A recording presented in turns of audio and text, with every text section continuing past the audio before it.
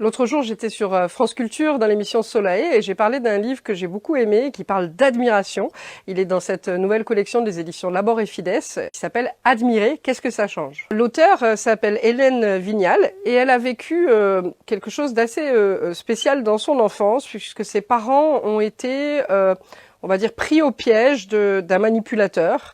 Alors de l'extérieur, c'était une famille qui avait l'air tout à fait normale, j'allais dire très policée, qui avait l'air heureuse, mais qui en fait était sous l'emprise d'un gourou, on pourrait dire. Dans ce livre, l'auteur nous montre bien que l'admiration, elle peut être utilisée en fait pour deux buts différents.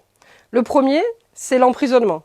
Et le deuxième, c'est la liberté. L'emprisonnement, c'est que la personne qu'on admire va utiliser notre admiration et du coup peut-être notre aveuglement aussi sur lui, sur elle, pour se servir de nous, pour nous enfermer, pour nous asservir.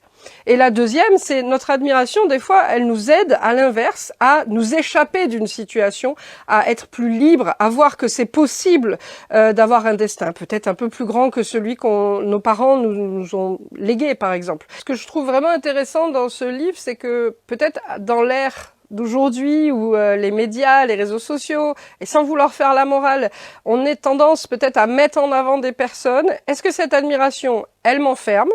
Ou est-ce que cette admiration, elle me tire vers le haut, elle m'encourage, parce que c'est vrai que c'est possible d'admirer des gens, et on a tous eu des gens dans notre enfance, voilà, peut-être on avait mis les posters à la maison, mais oui, ça m'a encouragé, ou bien est-ce que ça m'emprisonne?